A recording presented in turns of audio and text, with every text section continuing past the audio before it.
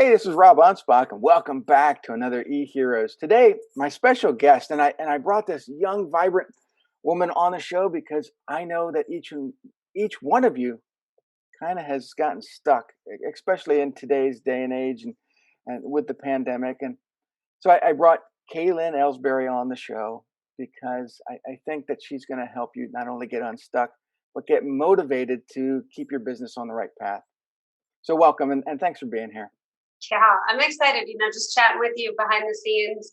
I think there's going to be an episode that they want to come back and they want to listen to it again and again and again. So I'm honored to be here. Well, I hope so. I look at what you're doing right now, and you got podcasts, you go out and speak, you go and it's always that positive message. It is. And most people who follow me know that I'm kind of a curmudgeon. At least I appear so in social media and some of my books, Rob versus the Morons, Rob versus Humanity. I come across as that very sarcastic guy. But I'm also a lifelong learner and entrepreneur. And I know that motivation is one of those things that you either have it, you learn to get it, or you don't have it. And, we can lead a horse to water. It's one of those things where, as an entrepreneur, you have to constantly motivate yourself to get out of bed, to go out and deal with clients, to deal, putting out fires. And I just look at some of what you're doing right now. And I thought, wow, if I had this energy 20 years ago, I'd be unstoppable. Yeah, that's funny. So it's interesting you use the horse analogy. I'm very fond of on the stage saying, you can lead a horse to water, you can't force it to drink. But if before you get on that horse and take it to the water, you put a little salt on its tongue, you ain't got to do anything. So we're kicking the show off with that thought today. Where's the salt on the tongues that you need? Like, that horse will drink. You don't got to motivate it. may never leave the water either. Yeah. And it's funny because I don't even like horses, but I use that almost every speech. So that's kind of funny you brought that up. I was on a horse once, and that was enough for me.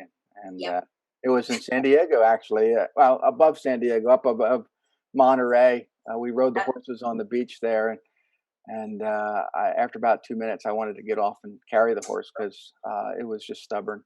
Yeah. I ain't doing it.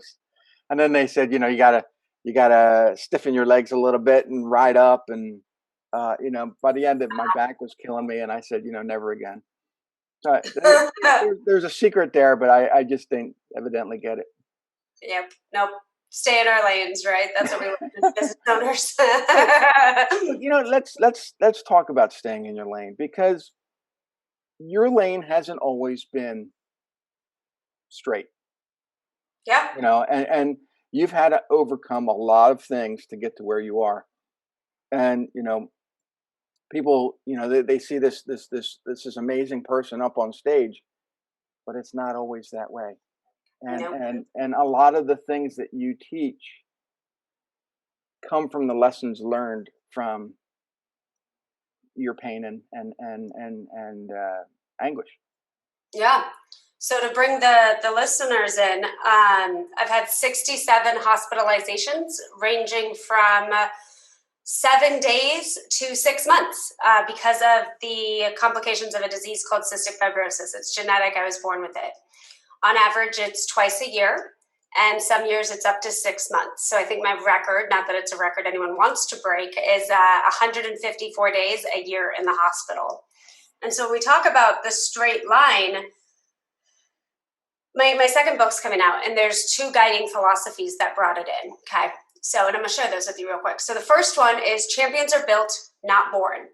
And so that kind of shares, we're all on a journey, whether it's the entrepreneurial journey, the journey to self-enlightenment, the journey to spirituality, the journey to manifesting better physical health, and actually working towards it once you're done, coming up with the viewpoints of what you want for that manifestation.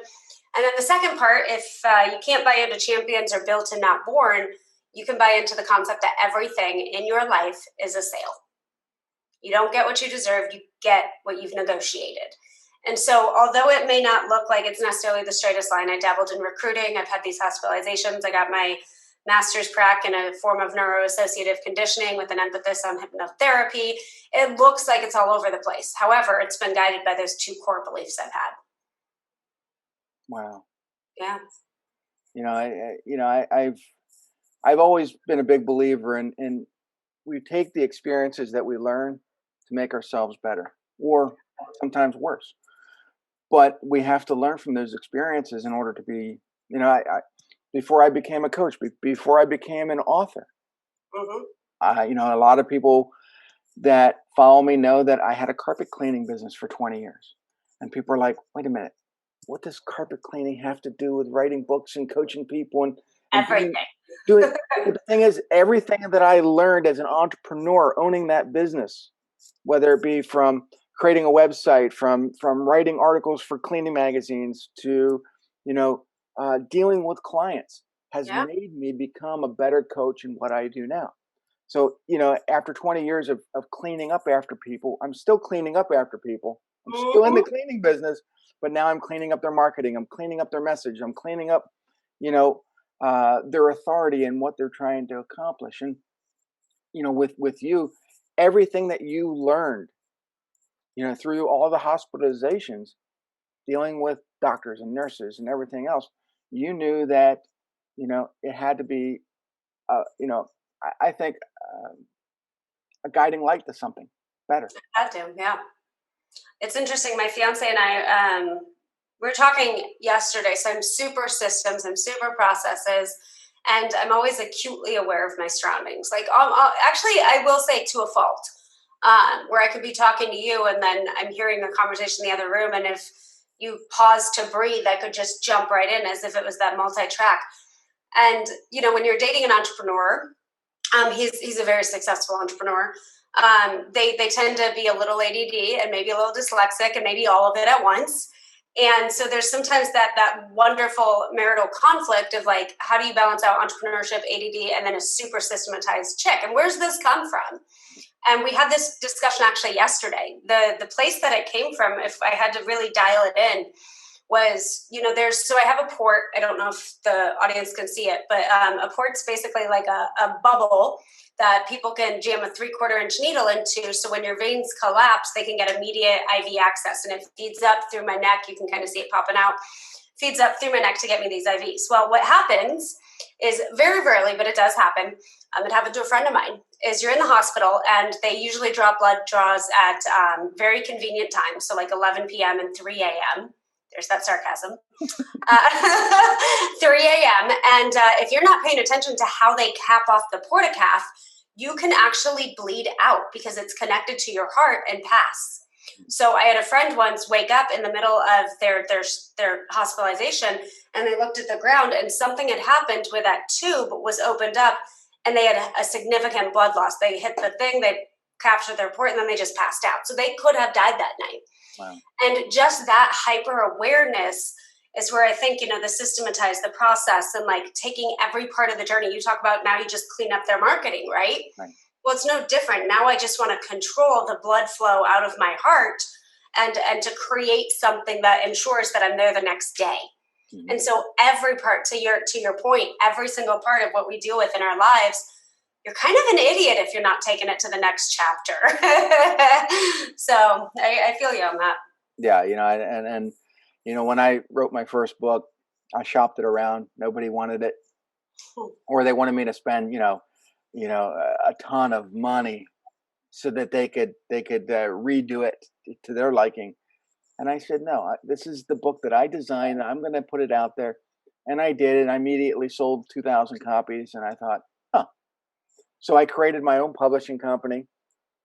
And, we've authored, co-authored, produced 28 books in 7 years, which is not a lot. But a lot of people think, wow, that's 4 books a year. You're doing pretty well. Yeah. But had I given control to somebody else, that wouldn't have happened. Nope. And I think the problem a lot of times is that entrepreneurs, they like me, sometimes they don't know when to give control, or they give control to the wrong people. Yeah. Yeah.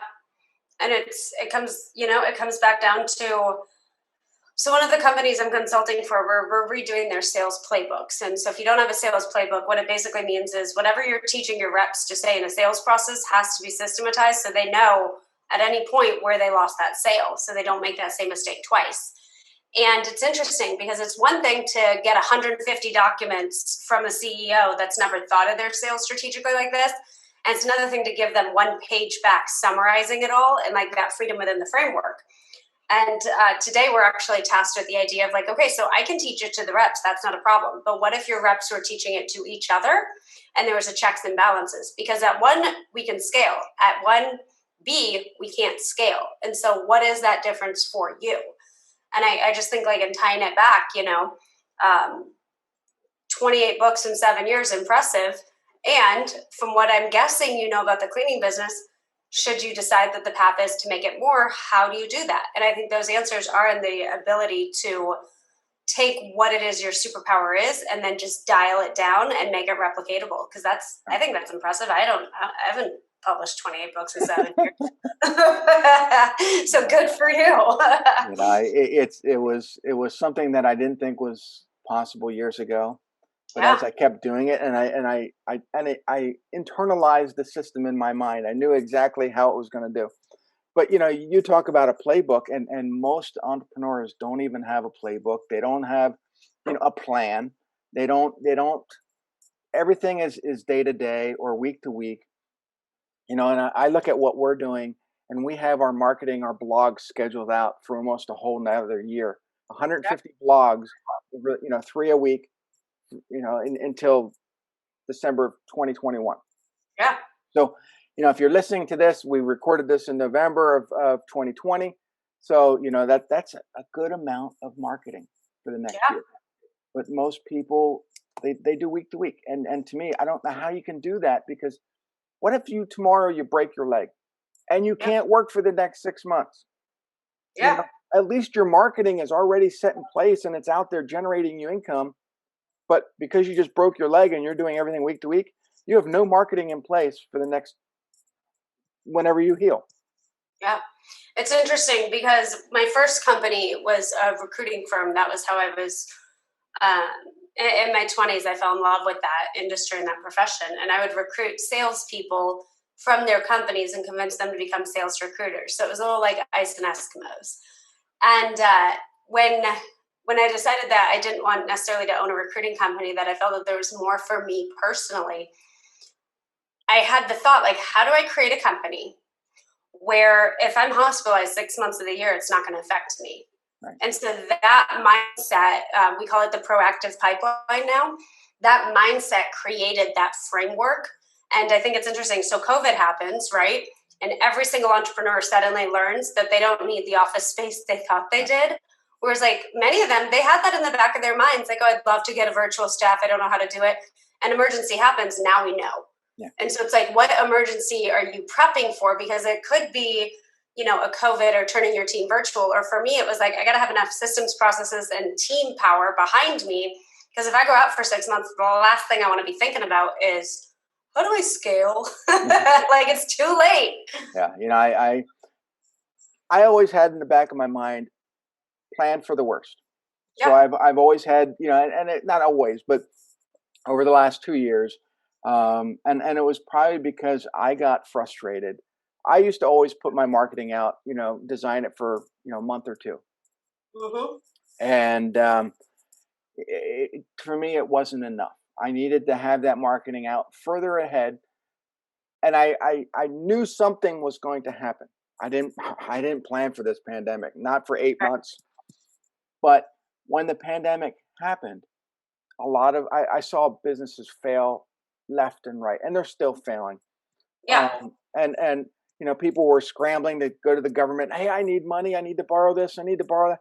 And then 6 months later, they're out of business anyway. Yeah. I didn't borrow money from the government. I didn't need to. I had already planned all this. We look at people and we call the preppers. We call them conspiracy theories. They pack their basement full of food and whatnot. Yeah, you come to my house, I got 6 months of food. But I take the same concepts and apply it to my business. I'm prepped out. I'm ready. Let's go. Yeah. And I think, it's interesting. So we're talking about pulling things from other parts of our lives. I personally think the preppers might be a little crazy in some of those episodes. And, what it is, so my fiance and I will watch it occasionally. And we always come down to like, if you're that proactive on that thing, whatever you're prepping for doomsday, could you just get another job? Like, do they not have enough to worry about? Like, some of them, it's like, whatever it is, like, man, I always wonder, what a lost amount of productivity, like shelving canned corn. And like, don't get me wrong, if the apocalypse happens, I'm gonna wish I shoveled a little more canned corn into my cabinet. But also, I'd hope I had bigger problems other than where I'm going to get vegetables. Yeah. But yeah. I think what inspired me at that time was some hurricane was going through Florida and wiping out people, and they didn't have generators, they didn't have tarps, they didn't have any of this. And I'm thinking, you live in Florida, this happens 3 or 4 times a year. Why aren't you prepared? Are you a prepper? What? Are you a prepper? I wasn't until that time. And now we are. And I don't live in Florida. I live in Pennsylvania. So, getting hurricanes. Well, tomorrow might be your prepping day. Yeah. But, we have enough food probably in our basement for 6 months. So let's not hope that ever happens, that I have to live in my basement to eat all that food. But here's the thing, people, is that, every entrepreneur is going to run their business a little differently. But, Klyn's got the systems. She's got the motivation to help you. You mentioned a book, or your second book, but what was your first book? Yeah. Thank you for asking. I just took a copy. No, I got it. You know what? It's worth it. Hold on.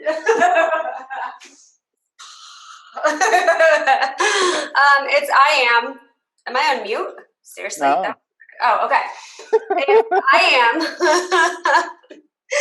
And you can find it on Audible. You can read, 56,000 words, or you can just find it on Audible and listen to the performance. That'll take me about 20 minutes to read. Yeah, couple interesting things though. So basically, I detailed life in hospitals and drew parallels between what it means to be dying and studying business at the same time. And I found they're all the same, which is really interesting. And so the reason I brag a little on the Audible is, yeah, you can read it in 20 minutes, great. But I perform it. And I perform it in a way that I got a lot of backlash, actually. There were points, my lung function when I was recording the Audible was roughly 45%. So I had less than one lung. And I was very stuffy, and it was kind of difficult to breathe. And the editors were like, we can edit out your raspy voice. We can edit out, when the parts where I struggled to breathe. And there was a couple coughs, when I was recording it. And they were like, we'll edit it so it sounds flawless. And I was like, no, you will not. I appreciate that.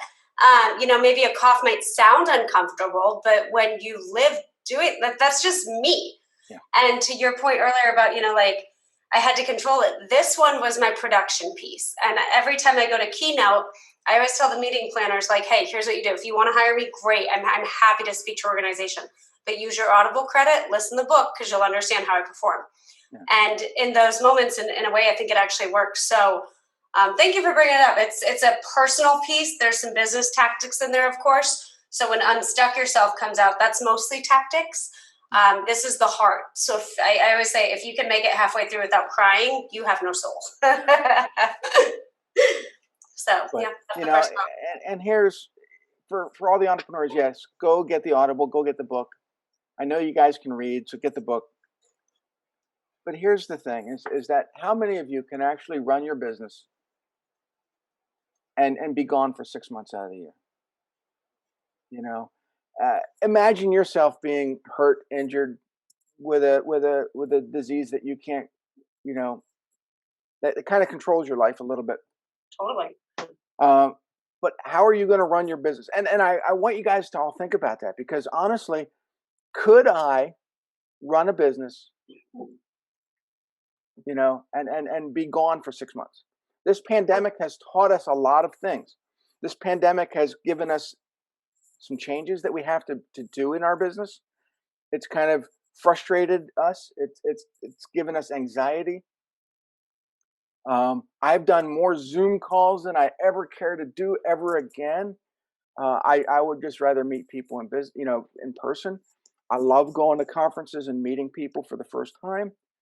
Zoom is great. It's great for podcasts. It's great for all, but we need the human interaction.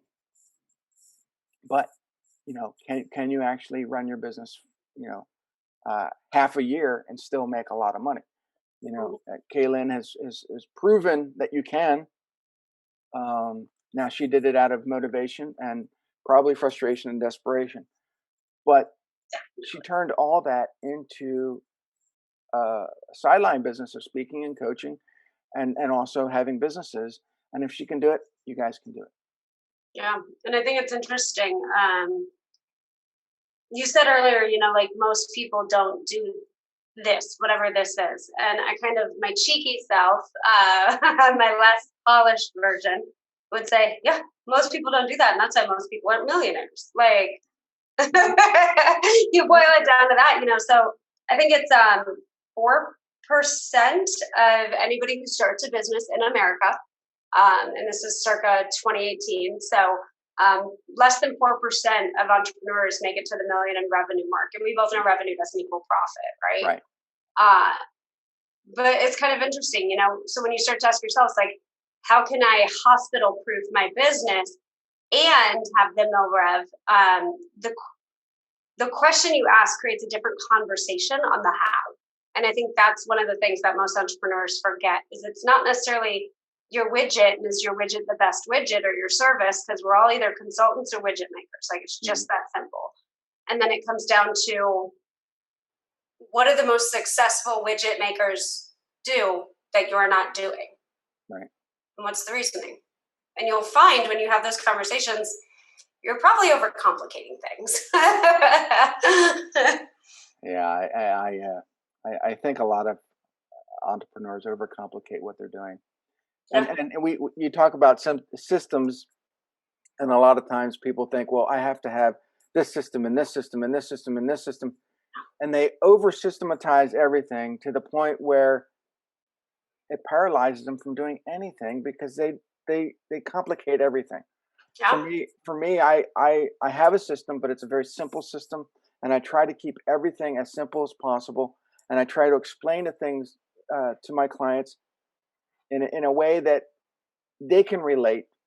Most of my clients are lawyers and doctors, so they're already on this higher level of thinking that I said, look, you got to dumb all your language down to make it so that you're on the same pedestal as your clients.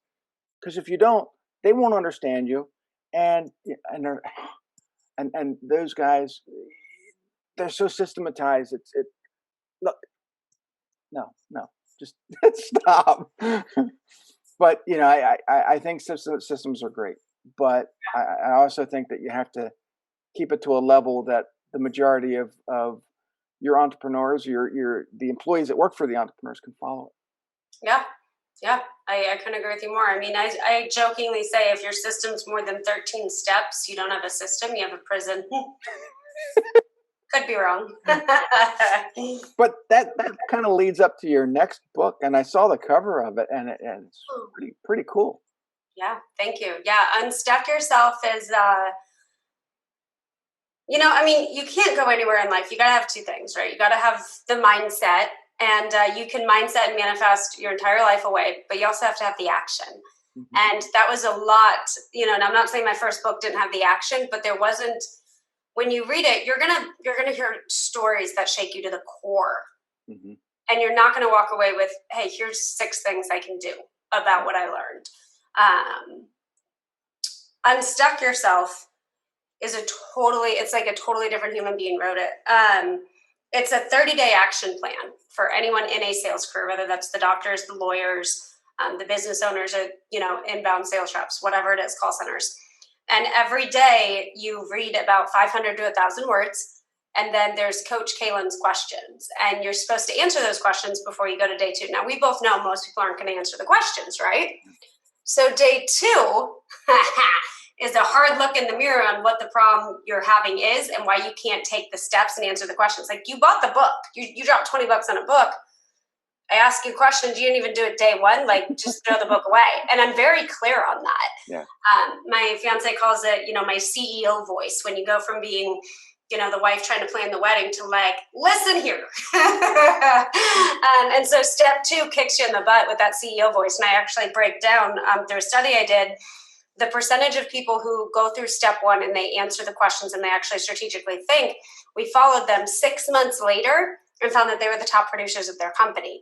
And it's just because it's the type, it's not even that you read the book, by the way. It's that you are the type of person who, when you buy something, you buy it with the intention of finishing it. Yeah. And it's that level of paradigm shifting that we put into Unstuck Yourself, because, man, if you want an angry female coach, that's that one. One of the criteria that I have before I even bring on a client is that they have to have read one of my books. Yeah. And, when I started, I didn't have a book. Yeah. But, even after my first couple books came out, I would say, hey, how'd you hear about me? Oh, so-and-so. Did you read my book? No. If I send you a book, will you read it? No. Well, then, no, you're not a good client. You're not a good fit. Yeah. I find that the people who read my books get me. They they know more about my personality. They understand my sarcasm, my wit, where I'm coming from, how I'm going to help them. And then they'll say, hey, they open up their wallet, start giving me their credit card. And that's the kind of client I want. Yeah. And good for you for knowing that too, because not a lot of people know what kinds of clients they want. And then they wonder why they hate their business. That was what I did with my recruiting company. I didn't know what I took anybody that gave me money. Yeah. And then I wondered why I had headaches and why the passion in it fell out. So if the question I was asked, what would you tell your younger self? It was, be more intentional. And I missed that mark in my recruiting company. And it's something that sometimes I wonder, do I want another one? I'm like, no, definitely not. Yeah. Because where I fell in love was the teaching, the education, and the creation, if you will. And so it just kind of all came together in that. But yeah, I think you bring up a very good point in that, is know who it is that you want to actually talk to and who you want to work with. And bonus points if they're reading your book and doing that homework up front. One of the things that I did early on in my entrepreneurial career is that I made my clients understand what my terms and conditions were before I even took them on as a client. Even when I had the carpet cleaning business, you paid me up front. I'm not a bank. I'm not, I'm a small business. And if I have to wait 30 days for you to finally decide that you're going to write that check, that money is not worth that much to me anymore. Yeah. And so they either had to pay me that day or upfront before I did any work. And a lot of my clients are still stuck in that 1960s, mantra where, oh, well, we'll just bill you. Okay, well, you've just done the work. The client's not going to write that check for 30 days. And then so by the time they do pay, if they pay, you're losing money. Yeah. And, when then you have a pandemic that happens, and you have all these invoices that are out and they don't pay you, you have a tougher time to collect. Yeah. And so that's my advice to anybody out there, the younger selves, the young entrepreneurs. Make your clients understand that these are your terms and conditions, and it doesn't matter if they say, well, this is how we do business. We always pay on a 30-day net. No, you don't. You want to deal with your business? If they want to deal with your business, then they have to pay you on time. Yeah. And entrepreneurs, I especially people starting out, they've been beaten down to the point where they accept any money that comes to them because they're hungry. And no, don't do that. Are most of your listeners new or established entrepreneurs? They are established, but occasionally I'll have a new listener come on and say, hey, we just started our business and we love what you're doing. Normally, most of my clients are between the ages of 40 and 60. They have established businesses that have been around for at least 5 years. Yeah. They kind of know what they want. They've struggled with their marketing, and they allow me to take the reins. I'm not one of those yes men. I don't follow their rules, and so lot of times, you'll hire a marketing company and then you'll tell the marketing company what you expect. Yeah. Why don't you just hire an employee for that? Yep. So, Yep. um, We do. We have. So there's three sides of the business, right? So, and we don't need to get into all of the details. But one of the things that we do is we take over companies' LinkedIn profiles. mm-hmm. And, it's just like, it's so fascinating because we'll get some people like, hey, we need this, this, and this, and this on LinkedIn. I'm like, great, I'm not for you. Like, and my thing, if you've seen me speak, I say a lot like, it's not for you, boo-boo. Like, throwing that millennial flavor in. And I just started working with this guy, CEO of a construction company, which I've never had to ever figure out, like, whatever. But it is all the same. Like, I don't care if you're a pharma attorney, construction CEO, like, there's common threads. Mm-hmm. And the very first couple of weeks, he was sending me content he wanted me to post. And, well, my team to post, I should elaborate. And I was like, yeah, that's great. But the amount of time it just took you, a CEO, to find this content and then email me suggesting we post it, like, why aren't you just doing it yourself? Like, right. Yeah. And I was like, we got two things. If the posts fail, we'll delete them. When you go viral, we'll talk about how great it is. Like, right. Stop it. And I think that's where a lot of people, they do tend to stuck themselves, is they want to control the process so much that they forget what it is the intention is. The intention, go viral every single day to get awareness to your brand and create better conversations. Right. How you do that doesn't matter. Now, if you look at it and you're like, it didn't do it, then great. That's another discussion. But like, so it was interesting that you just brought that up because I just was like, no. How do people find you? Where do they go? I mean, the cool thing is my name is really weird. It's Klyn, pronounced Kaylin. It looks like Klyn, Clean, Klein, Killin, Kylan, whatever. It's Kaylin. So the cool thing is you can do a couple of things. You just type into Google KLY and it'll autofill the rest. And then you pick the platform you want. But yeah, I mean, while we're on the LinkedIn kick, that's a big one. And then Miss Kaylin, MISS, KLYN.com is the main website. At least until I get married, then we might have to change that one. But MissKaylin.com is where all of the stuff's at, free courses, etc. And that's I looked on her website and she's got some dynamic stuff on there. She's got a killer video that kind of goes through everything, and I learned some things on there that I think one of them, the whole phrase was, take the gap from where you are to where you want to be. And to me, that's kind of the ultimate unstuck philosophy. Yeah. And a lot of people, they don't understand that. They don't want to put in the effort. And for me, it was always about changing my stars. Yeah. How do I go from this local carpet cleaning company to an international coach? And in order for me to do that, I had to make a lot of changes. I had to write books. I had to have a podcast. I had to do this, this, and this.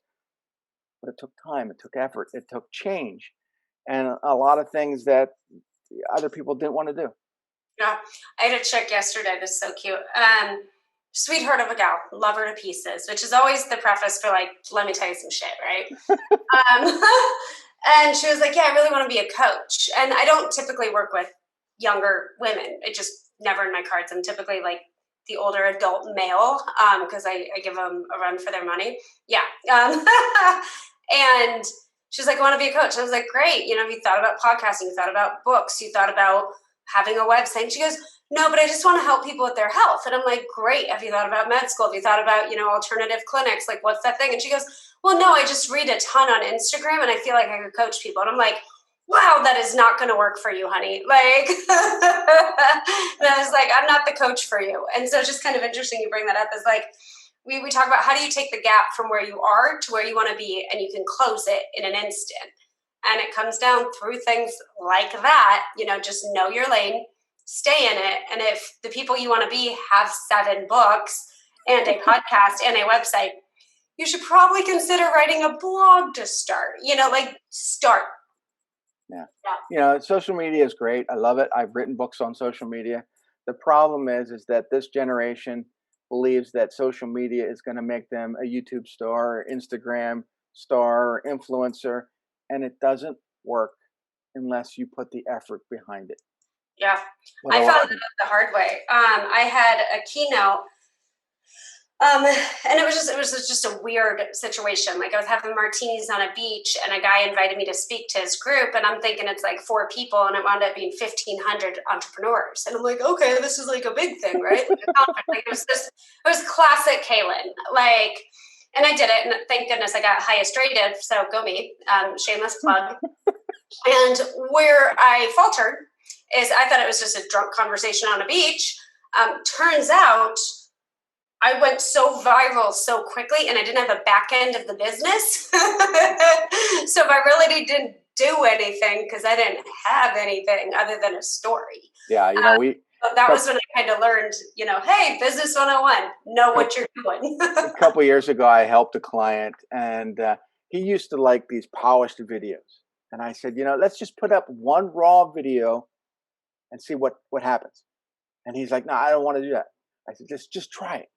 Well, that raw video went viral, and he had millions of views, and he was just, but he didn't have the back end to answer all the calls, and he says, Rob, I can't have your videos go viral. I'm not prepared anymore. Yep. And I'm like, dude, all you have to do is do this, and this. And we did. Yeah. So Lessons learned. So we could talk about this all day. We only have a few minutes left. And I just want to give everybody the opportunity to go to misskaylyn.com. So MISSKLYN.com. And, poke around her website, learn about her, go to her LinkedIn, friend request her, have her speak at your next event, or, go to the Audible and get her books. And when her new book comes out, open your wallet, go to Amazon, buy it. It's going to be a life changer for you. I will. And it'll be $1 that first day. So we've cut out any excuse you could possibly have. So and funny. Then you buy a bunch of them. Yeah. Thank you. Appreciate the last couple books, I said, I'm not doing the whole dollar thing. I just, you want my book, buy it for what I want to put it out there for. And people did, Yeah. But, I understand, you want to get the numbers up, but after 28 books, I don't care anymore. So it's like, you buy it for what I put it out there. And for me, it's all strategic, but then sometimes I just, my sarcasm gets the best of me, and I'm like, you know what? And it is what it is, but.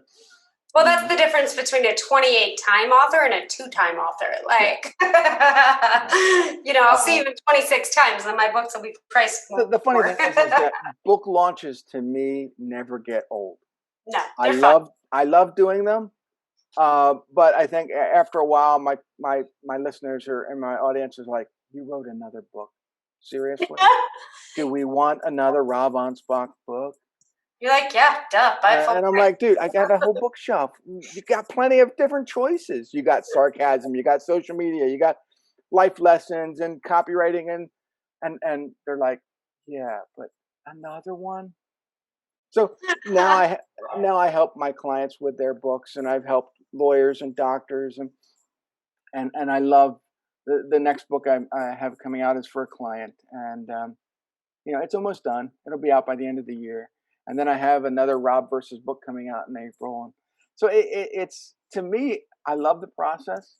Yeah. And people are going to buy and the funny thing is, more people hire me because of my Rob versus books, because they're funny and sarcastic and witty, and than they do all the other books combined. Yeah, I have a guy like that. And I know we're running out of time, but whatever, here we go. I found his first book, and I devoured it. And then I was like, I wonder if he has more. This cat has 60 books. I kid you. I didn't even know that was a thing, that you can have that many. And now, they're all on my shelf. And, some of them, they're not that good. But, the first 5 that I read were wow. And then I tell everybody, and it's yeah. So I feel you on that. I like when people will contact me via phone or email. And I say, Rob, you got some errors in your book. And I'm They're like, like, yeah. yeah. Mm-hmm. And they're like, well, don't you care? I'm like, well, you bought the book, right? You got the concepts. Yeah. What's the matter then? Well, aren't you professional? Don't you want to go back and correct them? I'm like, it is what it is. It's done. It's, the book's out there. Listen to Audible if you don't like the spelling errors. Yeah, hey, I'll probably make errors on the Audible too. Here's the thing: we're human. We're Yeah. gonna make mistakes. Editors are gonna make mistakes, and as the publisher, I'm certainly gonna make mistakes. And if I have coughing in my Audible, hey, suck it up. I don't care. Yeah. It's not about the mistakes. It's Yep. about the action I took to get that book to you, and what are you going to get from that book? Mm-hmm. And people say, well, Rob, sometimes you just sound like a curmudgeon. I am a curmudgeon, but here's the thing: is that I've had 30 years to perfect my curmudgeonness, and I'm going to be this way to teach you guys life lessons that you're going to need. Yeah. I've lived it. I know it. I don't have to be nice. Yeah. And my focus is on a specific set of clientele that I know that once they come on board, they're going to trust me. I'm going to be, their best friend. I'm going to have their back. I'm going to do whatever I can to make them money. But, for the people that, want me to handhold them, no, it's not going to happen. I couldn't have guessed. Yeah, I don't do that. So this was fun, and I'm 51. You're in your 20s. 32. I'll be 33 next week. So you guys are getting a dynamic here that's a little different. My style is different from Klyn's, but she's a little bit more prettier. So if you want to hire a motivated coach that's willing to, get out there and help you, go to her website and you want someone that's not going to give a shit, that's going to tell you how it is, and then you hire me. That's how it is. Yeah, I'm not that good looking, so yeah. Anyway, you guys have a great one, and we'll see you on the next episode. Absolutely. Bye.